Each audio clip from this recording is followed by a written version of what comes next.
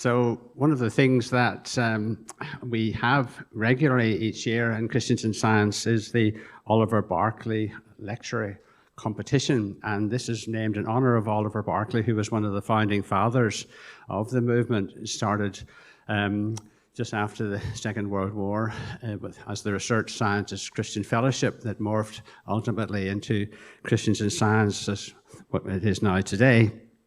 And as part of his legacy, as it were, he was and his colleagues were early career scientists involved in discussing issues of science and faith. And so this lecture, named lecture, is named in his honor. And the point and aim of it is to encourage and to foster talent within the membership of Christians in Science, especially amongst early career scientists or theologians or anybody who's interested in science and religion and can communicate their ideas powerfully.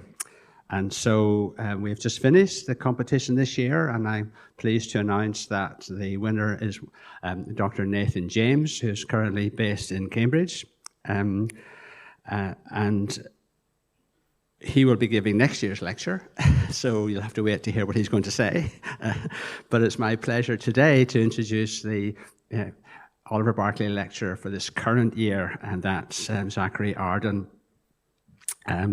Zachary comes from the other lovely part of the world, on the opposite side of the world from Scotland, in New Zealand, where I've also spent some time, and it really is lovely. Even the South Island, which is more like Scotland than the North Island, and Auckland, where Zachary did his degree in biology and philosophy. And then he spent 5 years as a postdoc researcher in Germany before moving to Cambridge, where he's currently working on evolutionary genomics at the Wellcome Sanger Institute in Cambridge. And his work focuses on the origin of new genes in microbes. So he is extremely well qualified to speak to us on his subject, why does evolution work? Zachary. Thank you, Paul. Yes, this microphone is working. I'm very glad to be here. Some of you will have heard an earlier version of this talk, but I have updated it with some details, so hopefully it's interesting, even if you've heard much of it before at one of the previous conferences. And I'm interested scientifically, why does evolution work? And I'm also interested in a broader sense, philosophically and theologically. And I think for researchers in my kind of area, I think this is an interesting, or provides an interesting window into some of these bigger questions that I think is helpful and can help us to rethink some of the common assumptions that people from various different positions have about science and Christian faith, and really looking forward to potential interactions over this and how it might interact with some of the other talks. This is a very short version of my talk, if you want to get the main points to start with. We're learning a lot about molecular processes of evolution, and that's my day job is tracking these with genome sequences, mostly in bacteria and viruses, but also some other biological systems. Evolution is a fascinating dance between contingency and law. There's a lot of contingency in evolution, but there's also a lot of law-like processes. I think both of these are really interesting philosophically, potentially theologically. And maybe a controversial claim I want to make is that potentially both of these could be pointers to creative purpose.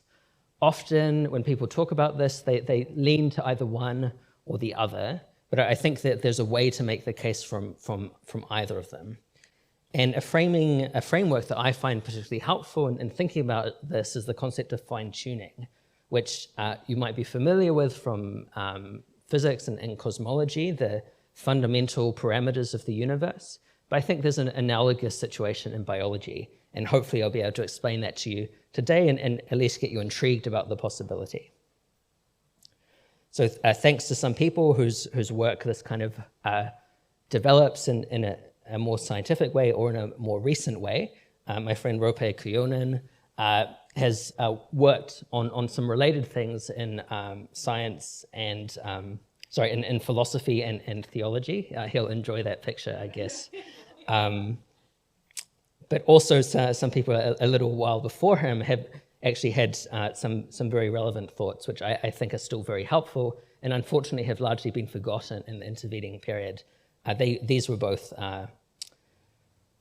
either scientists or philosopher theologians back around the time of Darwin and before, who were thinking along somewhat similar lines.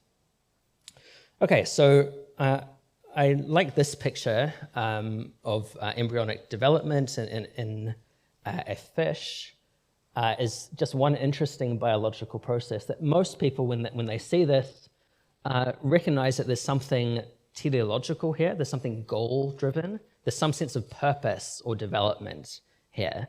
And that's, I think, not too controversial in the case of the embryonic development. And I guess I want to raise the question, is it possible that we can consider evolution in somewhat analogous or similar terms? Could there be teleology and evolution? Could there be development or progress or some sense of purposefulness? The words development and evolution are related in various languages, and the concepts historically were closely linked, but they've kind of diverged. And now it's kind of taboo to talk about purpose or teleology and evolution. But I think there's ways that we can do that can be helpful. Another kind of big picture story apart from evolution is to zoom out even further and consider the whole history of the universe. And this process also, to me, seems like progress. It seems like development. It seems, in some sense, maybe purposeful, or at least hinting at purpose, that you, starting with the Big Bang, where there's basically just hydrogen, and the developing complexity in the physical universe, leading to the origin of life, development of complexity within biology. I think often as scientists, or those of us who work in historical sciences, we take this for granted. This is just the history of the universe. But I don't think it had to be this way. And I think the fact that it was this way, we see this history of development, raises interesting questions that can be a useful window onto the bigger questions of science and faith.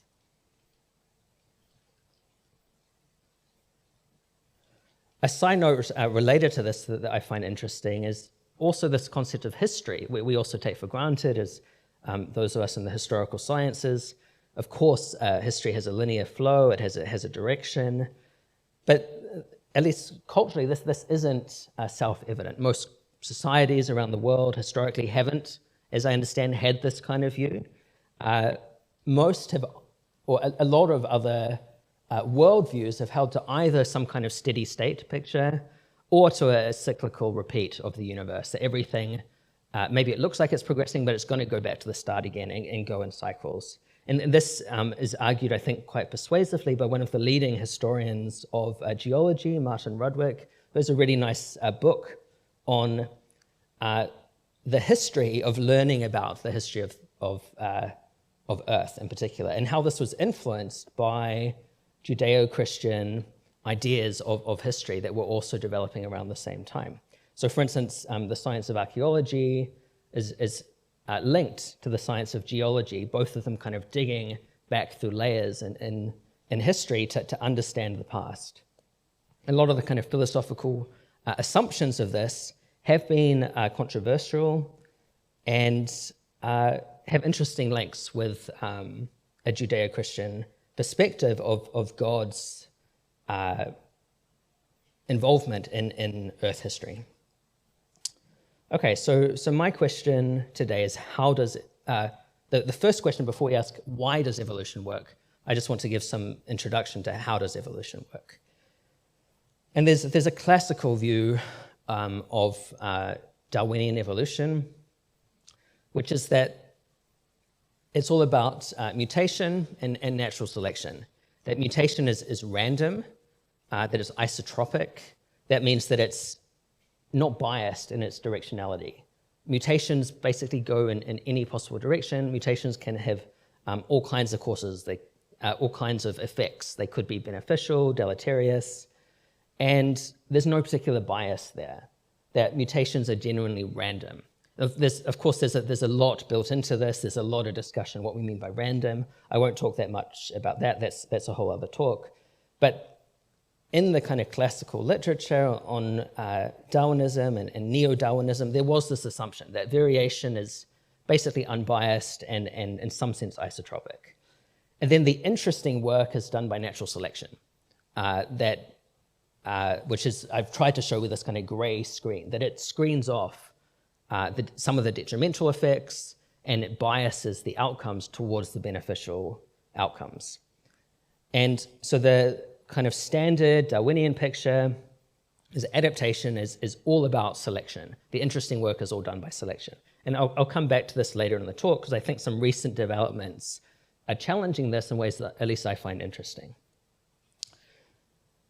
And we can think about this in much more detail now than Darwin or people could until very recently, that we can think about this in a molecular perspective. And this is the kind of work that I do.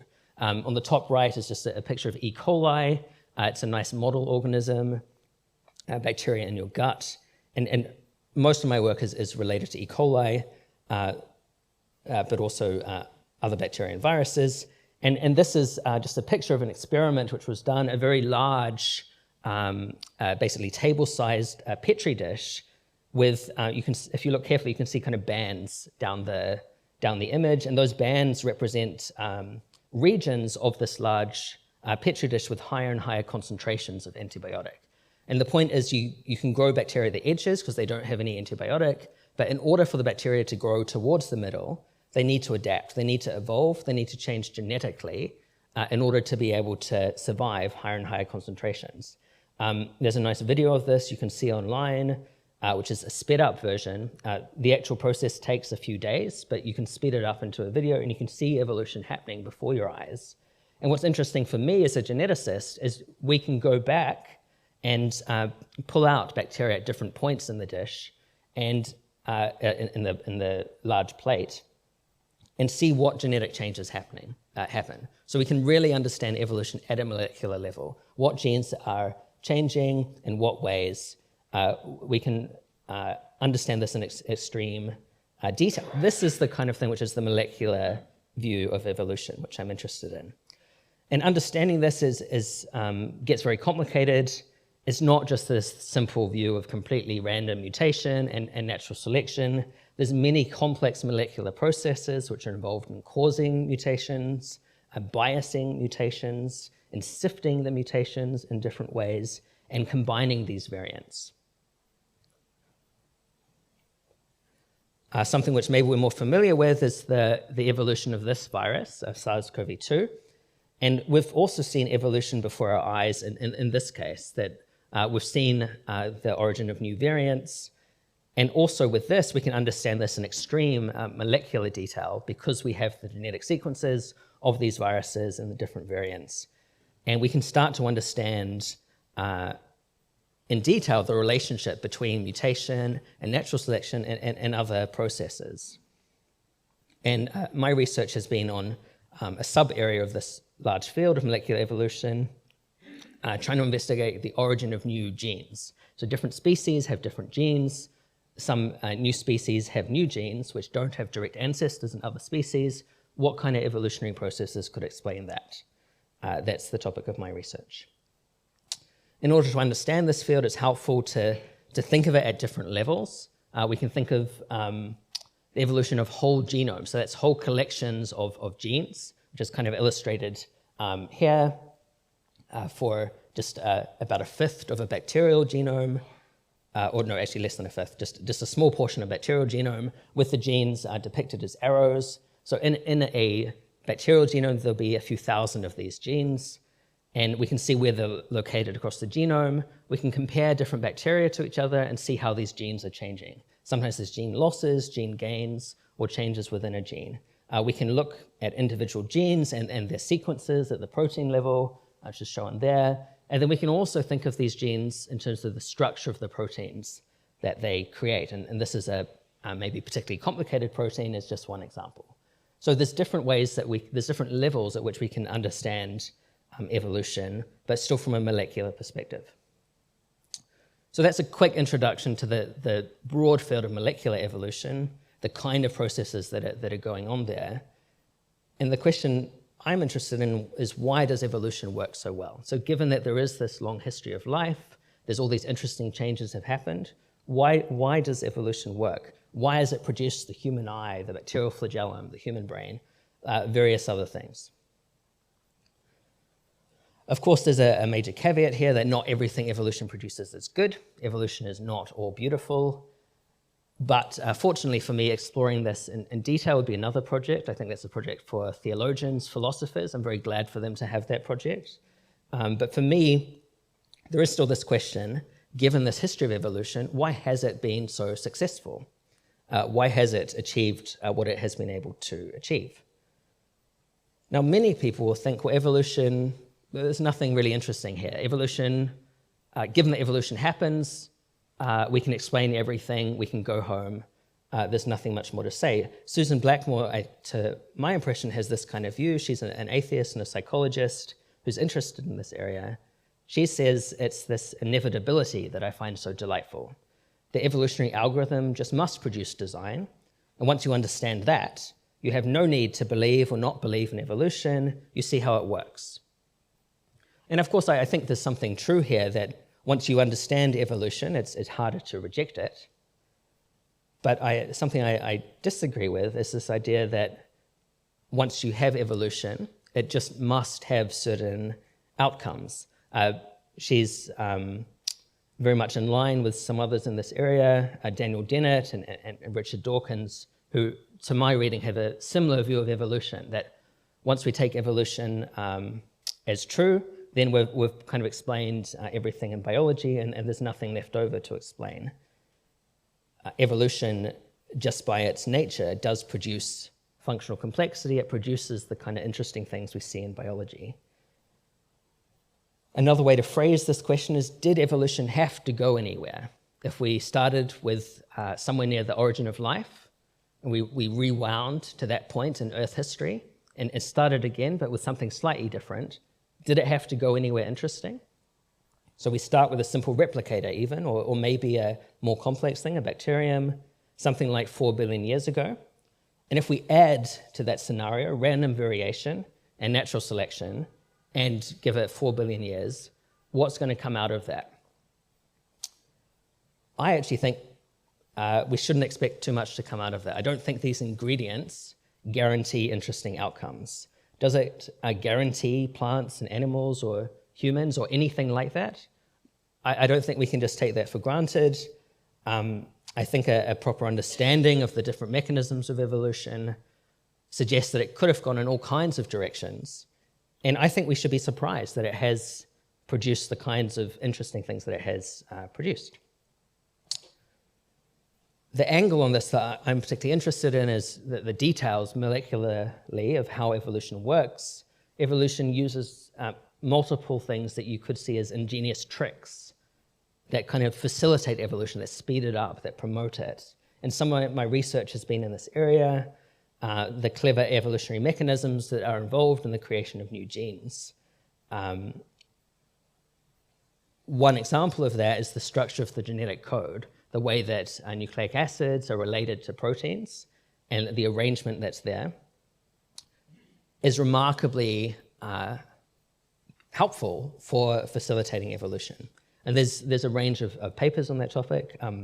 One of mine on the left was actually published yesterday, which I'm very happy about, which kind of cites a lot of literature in this area, showing just one of these mechanisms which has been surprisingly used in evolution to create new stuff. And there's a lot of literature on the ways in which the genetic code is interesting, which don't kind of fit the very hardline version of the view that I mentioned before, that it's all completely random variation and only natural selection that does interesting things. Someone who's a leader in this field and a very mainstream evolutionary biologist, has no Christian faith that I'm aware of, or theistic bias or anything like that, but is also very interested in similar things, summarizes it this way: natural selection can preserve innovations, but it can't create them. Nature's many innovations, some uncannily perfect, call for natural principles that accelerate life's ability to innovate. And this view of evolution is relatively new, but it is becoming very mainstream, and it really is on the leading edge of evolutionary theory. And I think raises some of these deeper questions about what are these, so given that there are these natural principles, these biases that facilitate evolution, why are they there? Can we just take them for granted, or do they raise deeper questions about why the world is ordered in such a fruitful way for evolution? So to summarize this line of thinking, the canonical picture that I mentioned before is that exploration in terms of mutation is isotropic. That means it's basically unbiased with regards to direction. And it starts from some peak in fitness, some biological starting point, and then gradually diverges out from there. And in terms of mutation, it's kind of diverging in all directions possible, and only selection is biasing the outcome.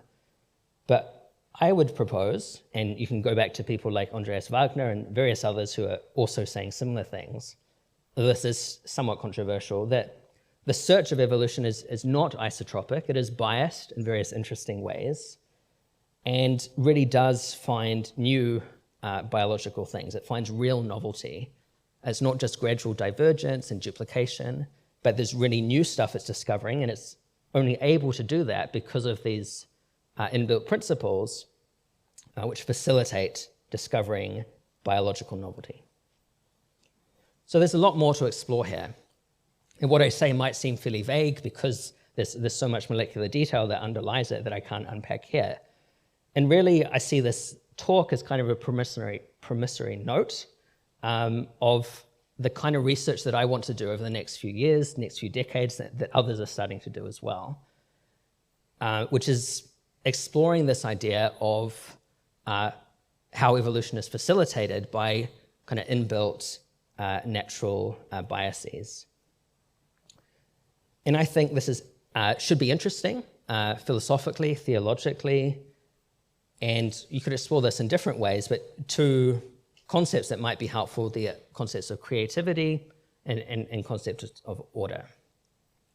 I have a picture of a seed here because this is very much kind of new research. It's something which is just starting, but I think is really promising and potentially helping to build a bridge between some biological questions and philosophical questions and theological questions. And if you're skeptical of any of this, I would really encourage you to read Andreas Wagner's work if you're not sure about the biology. It's just one very mainstream proponent from a non-theist angle, and I'm very happy to discuss the details. So I'll just touch a bit on these concepts of creativity and order. So when I think about creativity within the evolutionary process, one angle on this is events that seem to be really improbable but were important for evolution. And evolutionary history is full of these kinds of events. There's a few, sometimes they're called major transitions. That's a kind of a similar concept. One of these is eukaryogenesis, the origin of eukaryotic cells, so cells that have a true nucleus. And there's different models for how this may have come about, and the field is still in flux. But at least it seems to me, whichever model you go with, it seems to require a lot of what could be called chance or improbable events. And this is widely accepted by many leaders in the field, that this was kind of likely a unique event and wasn't something we might have expected just given the precursors that we see. And there's a lot of these events in evolution, kind of changes that happen that couldn't have just been easily predicted based on the precursors. Philosophically, theologically, there's a nice paper by this, exploring some related concepts by David Glass, which you can talk to me afterwards about if you're interested in. So that's creativity, and exploring that properly, of course, would be a whole talk. But another angle, which is very different, is maybe more familiar to those who are interested in the literature on evolution, the concept of order.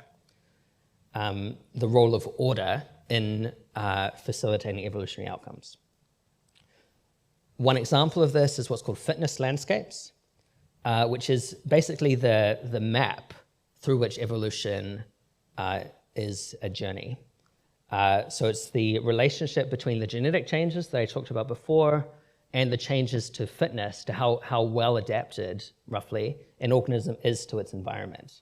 And thinking broadly, any evolutionary search is comprised of an evolutionary landscape, like this fitness map, plus an algorithm, a set of basically instructions of how you traverse that landscape. Another nice paper from the same edition of the journal I've mentioned from Peter Jevons, who's a computer scientist at Oxford and a Christian interested in this area. He says it's becoming clear that there is no universal acid. He's really pushing back against things like the Susan Blackmore quote that I mentioned before. To achieve significant results, an evolutionary algorithm must be carefully tailored to the problem in hand, and the problem itself must have appropriate properties. So this is a general statement which he's making as a real expert in evolutionary search from the angle of computer science, which is kind of the broader area in which evolutionary searches are related to. And a subset of evolutionary searches are evolutionary searches in biology. But if this general claim is true for the general class of searches, it seems like it must also be true for biology. That to achieve significant results, and we see significant results in biology, it seems like the evolutionary algorithm must be carefully tailored to the problem in hand. So this raises interesting questions. What might this mean for the fundamentals of evolutionary biology? If evolution really is achieving interesting results in a finite time, a relatively short time, considering the magnitude of the results obtained, does that suggest that there's something interesting about this fundamental structure of evolution? And this is a paper that he's written on that. So all of this kind of raises the questions, how do we interpret evolutionary history given the kind of things that I've hinted at or suggested? One summary that I like is, rather than thinking of evolution as chance and necessity, maybe more theologically fruitful ways to think of it as creativity and order. Chance and Necessity, a famous book by Jacques Monod, an evolution biologist, an atheist, who interpreted this in strictly materialistic terms. But I think these concepts don't need to be interpreted in that way, and maybe can be more helpfully interpreted in terms of creativity and order. So chance implies undirected chaos, and necessity implies strict logical necessity, that there's no alternative. But I think both of these are an incorrect, or at least not necessary, interpretation of what we actually see at the biological level. Chance implies that these contingent events are undirected, but we don't know that. There's nothing in biology that tells us whether chance or contingent events are directed or not. And law is also events that seem like they're built into the natural order. We would describe these as law-like events, but they don't need to be seen as logically necessary. Actually, the laws of nature could conceivably have been different. So we can't kind of ascribe law-like, the results of law-like events to just logical necessity, but we can still ask the question, why these laws of nature? Why this kind of order? And these are questions that I think kind of push back against a materialist interpretation of chance and necessity.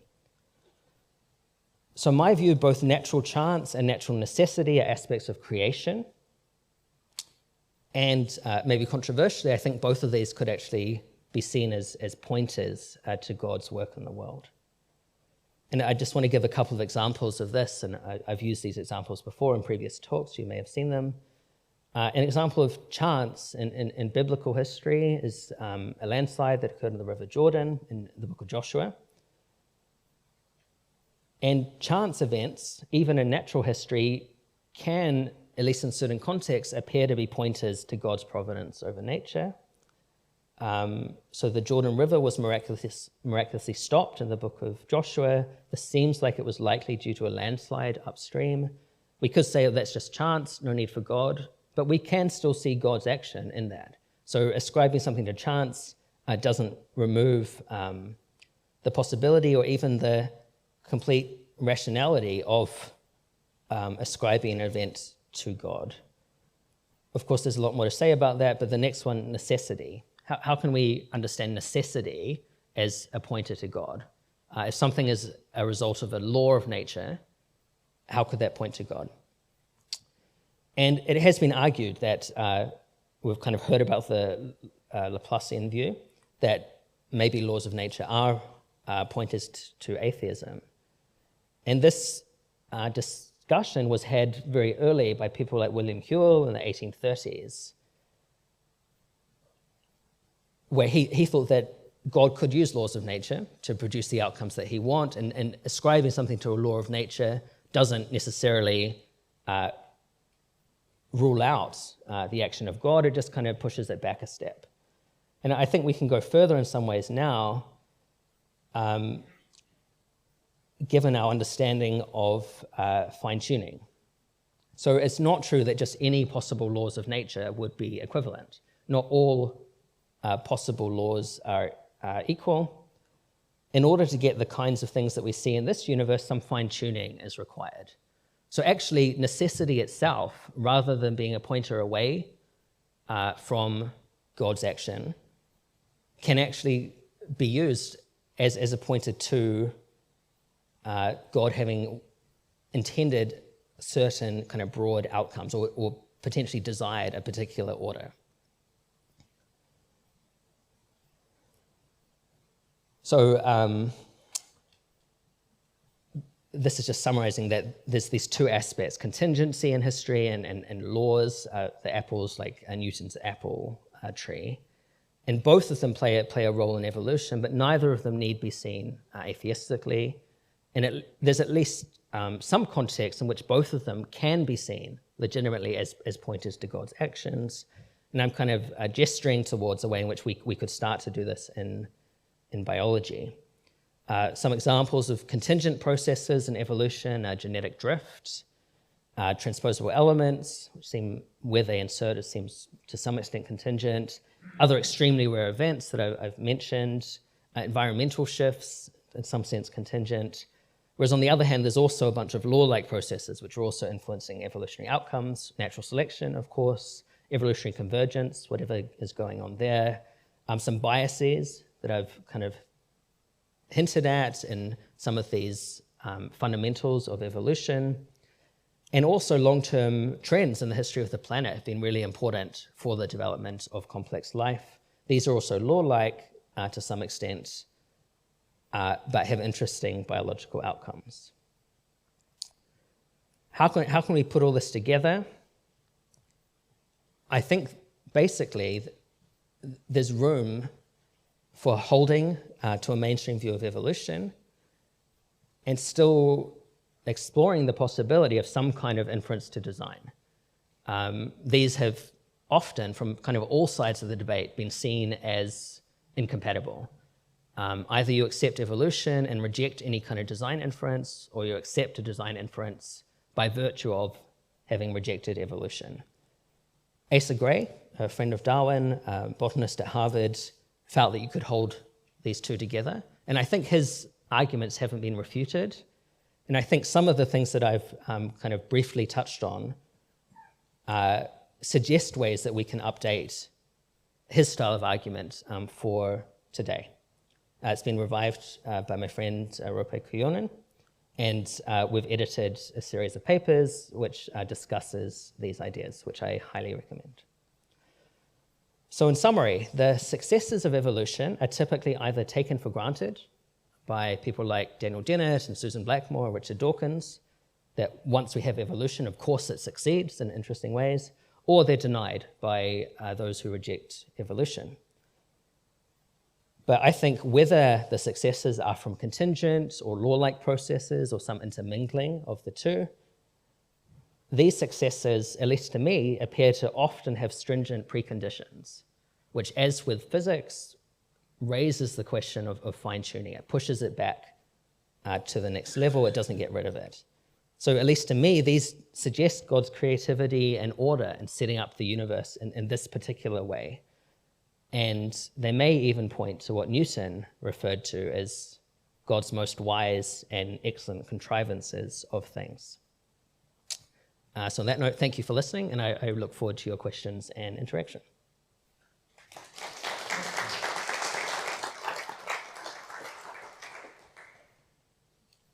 So thank you very much, Zachary.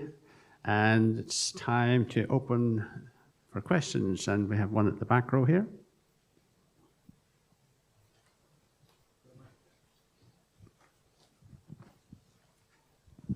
Thank you. I just wonder, when talking to people, people often think that ahistorically, as if Darwin had all the knowledge of genetics that we have, but our modern genetics at the very earliest is the sort of 1950s, which is about 100 years after the origin of species. So Darwin was working with a completely different model. What puzzled him is the distribution of species, geographical, around the world on his famous voyage, and also the fact that he knew that artificial selection was possible because he had good friends who bred pigeons and things like that. So he was a member of the elite, but also spoke to, if you like, ordinary working men who bred pigeons and things like that. And the other question is, comment is perhaps the unfortunate title of his book, The Origin of Species, which makes it sound like it's the ultimate origin, whereas what I think he was talking about, and correct me if I'm wrong, is the origin of species from already existing species, and which was an issue that perplexed a lot of people for at least a century before he lived. Can you comment on those and correct me if I'm wrong? I'm not sure what to say about the first thing, but the second thing, I think he really is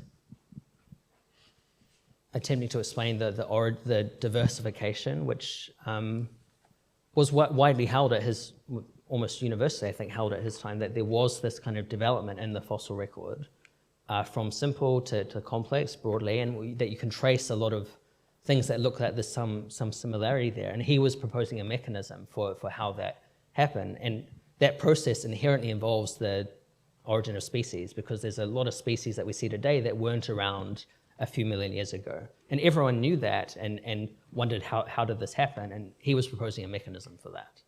I thought, just from reading his book, yeah. What impressed him was the peculiarity of the distribution of animals and plants on the Earth's surface, and the sort of fossil record was a sort of secondary evidence. Yeah, that may be true. One concept he had was the idea of consilience, that there's multiple lines of evidence that point to the same thing. Where that's true, that's a really powerful point. And I haven't actually read The Origin of Species, which is strange as an evolution biologist, but most of my colleagues haven't either, I think. But from what I've heard, really he was interested in multiple lines, and biogeography is a major one, but also being able to tie that in with the fossil record and with kind of hints towards the mechanism that he was seeing. They all kind of tied together in a really, really nice, beautiful way that no one had been able to do before. So, yeah. Okay, I think we have time for one more question from our online audience. Again, they start with saying, thank you, Zachary. Can you please say something more about the purpose in abiotic factors in evolutionary development, such as the unreasonable effectiveness of tectonically active planet? Would this be a law in your system? Yeah, so I propose planetary processes as law-like, in that I think we can kind of, I mean, I'm not an earth scientist at all, I don't know that much about it, but I have been impressed in reading some of the literature on this, the influence of these large-scale geological changes, like formation of continents and things, how that looks like it has influenced like the composition of the atmosphere. And so that's a purely abiotic, but it has interacted in really interesting ways, and I would say facilitated the rise of complex animals, for instance. So yeah, in some sense, these planetary processes seem to be law-like, and that I think you can kind of model some of these things to some extent from first principles, or we can start to understand that without a huge amount of contingency. But it's also really interesting, really important for some of the major evolutionary transitions that happened. So, yeah. Okay, thank you, Zachary. I'm going to use chairman's privilege to ask a quick question, if I may. Okay.